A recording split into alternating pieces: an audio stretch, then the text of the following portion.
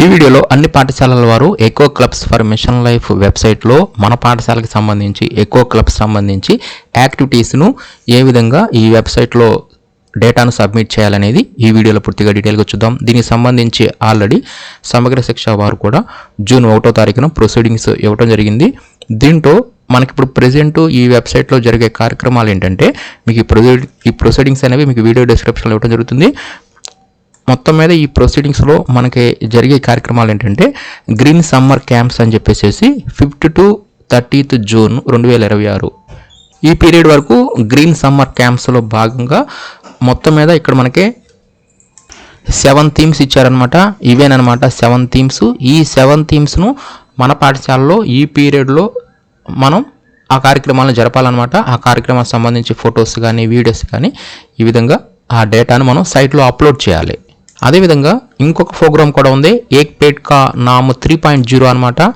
ఈ ప్రోగ్రామ్ వచ్చేసరికి 5th June to 30th September 2026 ఈ పీరియడ్ వరకు ఏక్ పేడ్ మాకే నామ్ 3.0 ఈ కార్యక్రమాన్ని అంటే ఈ కార్యక్రమంలో భాగంగా ప్లాంటేషన్ చేయాలన్నమాట. ఆ ప్లాంటేషన్ చేసేటప్పుడు మనం తీసిన ఫొటోస్ని కానీ వీడియోస్ని కానీ ఆ డేటాను మనం ఇదే వెబ్సైట్లో మనం అప్లోడ్ అనేది చేస్తూ ఉంటుంది. కాబట్టి మొత్తం మీద 2 ప్రోగ్రామ్స్ ఉన్నాయి అనమాట.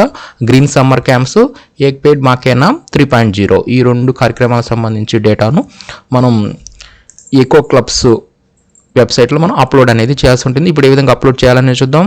ముందుగా మీరు ఈ ఎకో క్లబ్స్ వెబ్సైట్ ఓపెన్ చేయడానికి లేదంటే రిజిస్ట్రేషన్ చేసుకోవడానికి గూగుల్లో అమరావతి టీచర్స్ అని చెప్పి సెర్చ్ చేయండి. అప్పుడు కనిపించిన amravati.teacher.com సైట్ ఓపెన్ చేయండి. ఈ సైట్ ఓపెన్ చేయగానే ఇక్కడ మీకు న్యూ లింక్స్లోనే eco clubs for mission life registration link అని చెప్పి ఉంటుంది. ఈ రిజిస్ట్రేషన్ లింక్ ద్వారానే మనం లాగిన్ అయిపోతాం. మన డేటాని ఈజీగా సబ్మిట్ చేయవచ్చు అనమాట. ఇప్పుడు మీకు చూపించిన ఈ ప్రొసీడింగ్స్ కూడా ఇదే వెబ్సైట్లో ఇక్కడ మీకు ఇవ్వడం జరిగింది. ఇవేనమాట 7 థీమ్స్. తర్వాత దీంట్లో పూర్తి ఇన్ఫర్మేషన్ ఉంటుంది. ఈ ప్రొసీడింగ్స్ని కూడా మీరు డౌన్లోడ్ చేసుకోవచ్చు. అదేవిధంగా ఇక్కడ చివరిలో eco clubs for mission life school registration link ఉంది కదా, దీని మీద క్లిక్ చేయండి. దీని మీద క్లిక్ చేస్తే మీకు అఫీషియల్ వెబ్సైట్ అవుతుంది. ఈ వెబ్సైట్ ద్వారా మనం రిజిస్ట్రేషన్ లేకపోతే రిజిస్ట్రేషన్ చేసుకుంటాము. దాదాపుగా 100% అన్ని పాఠశాలల వారు ఇదివరకే రిజిస్ట్రేషన్ చేసుకున్నారు కాబట్టి ఇప్పుడు లాగిన్ అవ్వటమే అనమాట. మనం ఇక్కడ లాగిన్ అవ్వటానికి ఈ వెబ్సైట్లో ఇక్కడ లాగిన్ అని చెప్పి ఉంటుంది. ఇక్కడ ఈ స్కూల్ లాగిన్ మీద క్లిక్ చేయగానే ఈ విధంగా మనల్ని యూడైస్ కోడ్ అడుగుతుంది. మన పాఠశాలకి యూడైస్ కోడ్ ఇచ్చేసేసి కంటిన్యూ మీద క్లిక్ చేయాల్సి ఉంటుంది. ఇలా కంటిన్యూ మీద క్లిక్ చేయగానే పాస్వర్డ్ అడుగుతుంది. లేదంటే కొందరిని 1 టైం పాస్వర్డ్ అంటే ఓటీపీ ద్వారా కూడా లాగిన్ చేయమని చెప్పి అడుగుతుంది. మీరు ఒకవేళ పాస్వర్డ్ అనేది మర్చిపోతే ఫర్గెట్ పాస్వర్డ్ ఆప్షన్ యూజ్ చేయండి. తిరిగి మరలా ఈజీగా ఓటీపీ ద్వారా మనం రీసెట్ చేసుకోవచ్చు. ఇక్కడ ఓటీపీ అనేది యూడైస్ ప్లస్ సైట్లో హెచ్ఎం గారి యొక్క మొబైల్కి ఓటీపీ అనేది రావడం జరుగుతుంది. ఈ విధంగా పాస్వర్డ్ని తిరిగి పొందవచ్చు, మనం రీసెట్ చేసుకోవచ్చు. మొత్తం మీద user name of the DISE code, password లేదంటే ఓటీపీ ద్వారా ఇక్కడ ఇచ్చిన ఈ క్యాప్చా కోడ్ ఇచ్చేసేసి సబ్మిట్ మీద క్లిక్ చేస్తూ ఉంటుంది. సైట్లోకి లాగిన్ అవ్వగానే మీకు స్టార్టింగ్లో ఎన్విరాన్మెంట్ డే 2026కి సంబంధించి మీరు ప్లెడ్జ్ తీసుకున్నారు లేదా ఎస్ను అడుగుతుంది. మీరు ఇక్కడ ఎస్ అని చెప్పి ఇవ్వండి. Next number of teachers participated వద్ద ఎంతమంది అయితే మన పాఠశాలలో ఉపాధ్యాయులు ఉన్నారో ఆ నంబరింగ్ ఇవ్వండి. తర్వాత ఎంతమంది అయితే విద్యార్థులు ఉన్నారో ఆ టోటల్ నంబరింగ్ ఇవ్వండి. తర్వాత ఇక్కడ అప్లోడ్ ప్లెడ్జ్ దానికి సంబంధించి ఫోటో అనేది అది ఆప్షనల్ అనమాట. ఒకవేళ ఫోటో ఆ ప్లెడ్జ్ తీస్తున్నట్టుగా మీరు ఫోటో ఉంటే ఫోటో అప్లోడ్ చేయండి, లేదంటే బ్లాంక్ వదిలేసిన నో ప్రాబ్లం. తర్వాత సబ్మిట్ ప్లెడ్జ్ డీటెయిల్స్ మీద క్లిక్ చేయండి. ఈ విధంగా స్టార్టింగ్లో ప్లెడ్జ్ డేటా అడుగుతుంది. ఇది డేటాని ఇచ్చేసేయండి. నెక్స్ట్ ఇప్పుడు మనం ఈ ఎకో క్లబ్స్లో భాగంగా యాక్టివిటీస్ ఉన్నాయి కదా, అంటే మనకు 2 ప్రోగ్రామ్స్ ఉన్నాయి. ఒకటి వచ్చేసరికి గ్రీన్ సమ్మర్ క్యాంప్స్, ఇంకోటి వచ్చేసరికి ఏక్ పేడ్ మాకే నామ్ 3.0 ఈ రెండింటికి సంబంధించి మొత్తం 7 థీమ్స్ ఉంటాయి. ఈ 7 థీమ్స్లోనే మనం ఇప్పుడు ఆ యాక్టివిటీస్ని అప్లోడ్ అనేది చేస్తుంటుంది. మనం వాటిని అప్లోడ్ చేయడానికి ఇక్కడ క్రియేట్ ఈవెంట్ మీద క్లిక్ చేయండి. అసలు మీకు థీమ్స్ ఏంటనే తెలియాలనుకోండి, ఇక్కడే మీకు పైన థీమ్స్ అని చెప్పి ఉంటుంది. ఈ థీమ్స్ మీద క్లిక్ చేస్తే ఇక్కడ మీకు ఆ థీమ్స్ ఏంటనేది ఇక్కడ మనకి చూపిస్తుంది. వాటికి సంబంధించి ఇన్ఫర్మేషన్ కూడా రీడ్ మోర్ మీద క్లిక్ చేస్తే మనకి తెలుస్తుంది. ఈ థీమ్స్లో భాగంగానే మన యాక్టివిటీస్ని మనం నిర్వహించాల్సి ఉంటుంది.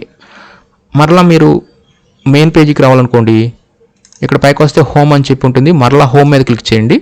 అప్పుడు మీకు ఈ లాగిన్ పేజీ అనేది వస్తుంది.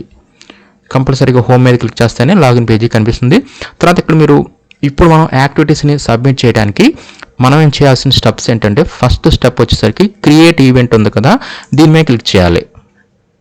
ఇలా క్రియేట్ ఈవెంట్ మీద క్లిక్ చేయగానే మనకు ఒక ఫామ్ అనేది ఓపెన్ అవుతుంది. ఇది స్టెప్ 1. దీంట్లో వచ్చేసరికి ఇక్కడ నేమ్ ఆఫ్ ఈవెంట్ వద్ద మనం నేమ్ ఆఫ్ ఈవెంట్ ఇక్కడ మనం టైప్ చేయాల్సి ఉంటుంది. మనకి ప్రొసీడింగ్స్లో ఇచ్చారు కదా, గ్రీన్ సమ్మర్ క్యాంప్స్ అని చెప్పేసి మనకి థీమ్ ఇచ్చారు కదా, 7 థీమ్స్. వీటిని ఆధారంగా చేసుకొని మనం ఈ డేటాని ఇస్తాం అనమాట. నెక్స్ట్ బ్రీఫ్ డిస్క్రిప్షన్ ఉంది కదా, దీంట్లో వచ్చేసరికి మనం గ్రీన్ సమ్మర్ క్యాంప్స్ అండర్ది అని చెప్పేసి ఈ విధంగా మనం ఈ షెడ్యూల్ ఇస్తాము. గ్రీన్ సమ్మర్ క్యాంప్స్ ఈవెంట్ అవ్వచ్చు, లేదు మీరు ఈ 7 థీమ్స్లో ఏదైనా స్పెషల్గా ఒక ఈవెంట్ని జరుపుతున్నారనుకోండి, ఆ థీమ్ని కూడా మీరు ఈవెంట్ కింద ఇవ్వచ్చు. ఇక్కడ కంపల్సరీగా మాత్రం ఈ నేమ్ ఆఫ్ ది ఈవెంట్ ఇవ్వాలి, బ్రీఫ్ డిస్క్రిప్షన్ కూడా ఇవ్వాలి. నెక్స్ట్ ఇక్కడ మిషన్ లైఫ్ థీమ్, దీంట్లో మొత్తం ఇందాక మనం చెప్పుకున్నాం కదా 7 థీమ్స్, ఆ 7 థీమ్స్ ఇక్కడ మనకి కనిపిస్తాయి. దీంట్లో మనం మొక్కలకు సంబంధించి ఏ పేడ్ మాకే నామ్ ఉంది కదా, దానికి సంబంధించి అనుకోండి హెల్తీ లైఫ్ స్టైల్ సెలెక్ట్ చేసుకోండి. ఇక్కడ సబ్ థీమ్స్లో ప్లాంటేషన్ డ్రైవ్ అని చెప్పి సెలెక్ట్ చేసుకోండి. ఈ విధంగా మీరు ప్లాంటేషన్ సంబంధించి ఇది ఇవ్వండి. లేదు మీరు వేరే 7 థీమ్స్లో ఏదైనా సేవ్ వాటర్ అనుకోండి, సేవ్ వాటర్ ఇవ్వండి. అప్పుడు దాంట్లో మీకు మరలా సబ్ థీమ్స్ వస్తాయి. ఈ సబ్ థీమ్స్లో మీకు ఏదైతే రిలేటెడ్గా ఉందో, మీరు ఏ కార్యక్రమం అయితే నిర్వహించారో దానికి సంబంధించి రిలేటెడ్గా ఉన్న సబ్ థీమ్ని సెలెక్ట్ చేసుకోవాలి. ఈ విధంగా ఈ 7 థీమ్స్లో మన పాఠశాలలో ఏ కార్యక్రమం అయితే నిర్వహిస్తున్నామో దానికి సంబంధించి మీరు ఈవెంట్ని ఈ విధంగా సెలెక్ట్ చేసుకోండి. ఈ విధంగా థీమ్ని సెలెక్ట్ చేసుకోండి. థీమ్ సెలెక్ట్ చేస్తాము, సబ్ థీమ్ సెలెక్ట్ చేస్తాము. తర్వాత మోడ్ ఆఫ్ ఇంప్లిమెంటేషన్, ఇది వచ్చేసరికి డిజిటల్ అంటే ఏం లేదు, సోషల్ మీడియా ద్వారా మనం ప్రమోషన్ ఏమైనా చేస్తుంటే ఈ కార్యక్రమానికి సంబంధించి అప్పుడు డిజిటల్ అని చెప్పి సెలెక్ట్ చేసుకుంటాము. అదే ఫిజికల్గా మన పాఠశాలలోనే మనం నిర్వహిస్తుంటే అది ఫిజికల్ సెలెక్ట్ చేసుకోవాలి. తర్వాత టైప్ ఆఫ్ ఈవెంట్, ఇక్కడ యాక్షన్ అంటే అవేర్నెస్ బోత్, ఈ యాక్షన్ అండ్ అవేర్నెస్ బోత్ని సెలెక్ట్ చేసుకోండి. తర్వాత నంబర్ ఆఫ్ ఈవెంట్స్, ఎన్ని కార్యక్రమాలు చేశారు ఈ థీమ్కి సంబంధించి, అప్పుడు మీరు ఆ నంబర్ ఆఫ్ ఈవెంట్స్ ఒక రోజు అయితే 1 ఇవ్వండి, ఇంకా ఎక్కువైతే నెంబరింగ్ ఇవ్వండి. తర్వాత డేట్ అండ్ టైము, ఏ రోజైతే ఈ కార్యక్రమాన్ని మీరు నిర్వహించారో ఆ రోజు డేటు, నెక్స్ట్ టైంని కూడా ఇక్కడ సెలెక్ట్ చేసుకోవాలన్నమాట. 2 ఇచ్చారు. తర్వాత ఇక్కడ స్టేట్ సెలెక్ట్ చేసుకుంటాము, డిస్టిక్. నెక్స్ట్ ఇక్కడ సిటీ, మీ యొక్క సిటీ పేరుని ఇక్కడ మీరు ఇక్కడ టైప్ చేయాల్సి ఉంటుంది. ఈ విధంగా ఈ డేటాని ఇచ్చేసేసి సబ్మిట్ మీద క్లిక్ చేయాల్సి ఉంటుంది. మనం సబ్మిట్ చేయగానే ఈవెంట్ రిజిస్టర్డ్ సక్సెస్ఫుల్లీ అని చెప్పేసి ఈ విధంగా చూపిస్తుంది అనమాట. ఎంతటితో మనకి ఈవెంట్ అనేది ఇప్పుడు క్రియేట్ అయింది అంతే. ఇప్పుడు మనం చేసింది ఏంటంటే ఈవెంట్ క్రియేట్ చేసాము, ఇంకా డేటా ఉందన్నమాట. స్టెప్ 1 అయింది. దీంట్లో మనం క్రియేట్ చేసిన ఈవెంట్ ఏంటి, థీమ్ ఏంటి, ఈవెంట్ డిస్క్రిప్షను. నెక్స్ట్ ఈ విధంగా మొత్తం ఇక్కడ మనకు చూపిస్తుంది ఈవెంట్ లిస్ట్లో. ఈ విధంగా ఈవెంట్ లిస్ట్ మీద క్లిక్ చేస్తే మనం క్రియేట్ చేసింది కనిపిస్తుంది. ఈ విధంగా ఇప్పుడు మనం చేసింది ఏంటంటే క్రియేట్ ఈవెంట్లో మనం ఈవెంట్ క్రియేట్ చేసాం, దానిని మనం ఈవెంట్ లిస్ట్లోకి వెళ్ళి చూసుకోవచ్చు. ఇప్పుడు నెక్స్ట్ స్టెప్ 2 ఏంటంటే ఈవెంట్ మేనేజ్మెంట్లోకి వెళ్ళండి. కంపల్సరీగా స్టెప్ 2 కూడా కంప్లీట్ చేయాలి. ఇంకా మనం డేటాను అప్లోడ్ చేయలేదు, జస్ట్ ఈవెంట్ని క్రియేట్ చేసామంతే. ఇప్పుడు ఈవెంట్ మేనేజ్మెంట్లోకి వెళ్ళి దానికి సంబంధించి పూర్తి ఇన్ఫర్మేషన్ ఇప్పుడు ఇస్తామన్నమాట. దాని కొరకు ఈవెంట్ మేనేజ్మెంట్ మీద క్లిక్ చేయండి. ఇక్కడ లిస్ట్ ఆఫ్ ఈవెంట్స్లో మీరు ఏ ఈవెంట్స్ అయితే క్రియేట్ చేశారో అవన్నీ ఇక్కడ మీకు సెలెక్ట్ ఈవెంట్లో కనిపిస్తాయి. నెక్స్ట్ ఒక్కొక్క ఈవెంట్ని సెలెక్ట్ చేసుకొని సెలెక్ట్ ఈవెంట్ మీద క్లిక్ చేయాల్సి ఉంటుంది. ఇలా సెలెక్ట్ ఈవెంట్ మీద క్లిక్ చేయగానే ఇక్కడ ఇందాక మీరు ఇచ్చారు కదా క్రియేట్ ఈవెంట్లో, ఆ ఈవెంట్ డేటా అనేది ఇక్కడ మీకు స్టార్టింగ్లో కొంత డేటా కనిపిస్తుంది. దీంట్లో ఇప్పుడు మనం చేయాల్సింది ఏంటంటే ఇక్కడి నుంచి అనమాట, does this event include A technological intervention, ఇక్కడి నుంచి డేటాని ఈ ఈవెంట్ మేనేజ్మెంట్లో ఇక్కడ మనం ఇస్తాము. దీంట్లోనే మనం ఫొటోస్ని కానీ వీడియోస్ని కానీ ఈవెంట్ మేనేజ్మెంట్లోనే ఈ ఫామ్లోనే ఇప్పుడు ఇస్తాం అనమాట. ఇదే మెయిన్ అనమాట. దీంట్లో ఇక్కడ ఎస్ నో అని చెప్పి అడుగుతుంది. ఇక్కడ అంటే టెక్నాలజికల్ ఇంటర్వెన్షన్ అంటే ఏవైనా సరే టెక్నికల్ అంశాలు మీరు అంటే ఎల్ఈడీలు కానీ ప్రొజెక్టర్స్ లేదంటే ఇంటర్నెట్ ఈ విధంగా టెక్నాలజికల్ సంబంధించి మీరు ఏమైనా యూజ్ చేస్తే ఎస్ అని చెప్పేవ్వండి, లేదంటే నో అని చెప్పేవ్వండి. Next have all participants attending అని చెప్పేసి ప్లెడ్జ్ తీసుకున్నారు లేదా, ఇక్కడ ఎస్ అని చెప్పి సెలెక్ట్ చేసుకుంటాము. నెక్స్ట్ ఇది మెయిన్ అనమాట, నంబర్ ఆఫ్ పార్టిసిపెంట్స్. ఇక్కడ ఏజెస్ వారీగా ఇక్కడ మనం డేటాని ఇవ్వాలన్నమాట. ప్రైమరీ వారు వచ్చేసరికి ప్రైమరీకి సంబంధించి డేటా ఇవ్వండి, హై స్కూల్ వారు వచ్చేసరికి హై స్కూల్ సంబంధించి ఇవ్వండి, ఇంకా మిగతా వారు జీరోస్ పెట్టేసేసుకోండి. ఈ విధంగా మీ పాఠశాలకు సంబంధించి విద్యార్థులందరినీ టోటల్ ఎన్రోల్మెంట్ని ఏజ్ వారీగా ఇక్కడ మీరు ఇచ్చేసేసేయండి. తర్వాత ఇక్కడ స్టేటు, నెక్స్ట్ డిస్టిక్ను, ఇక్కడ స్టేట్ అనేది ఇక్కడ మనం సెలెక్ట్ చేసుకుంటాము మన స్టేట్ని. నెక్స్ట్ డిస్టిక్ వద్ద మన యొక్క కొత్త జిల్లాలను ఇక్కడ మనం సెలెక్ట్ చేసుకుంటాము. తర్వాత ఇక్కడ సిటీ అనేది ఆటోమేటిక్గా వచ్చేస్తుంది. నెక్స్ట్ ఇక్కడ ఫొటోస్ని మనం ఇక్కడ అప్లోడ్ అనేది చేయాల్సి ఉంటుంది. ఈ ఫొటోస్ కూడా జియో ట్యాగ్డ్ ఫొటోస్ని ఇక్కడ మనం అప్లోడ్ చేయాలన్నమాట.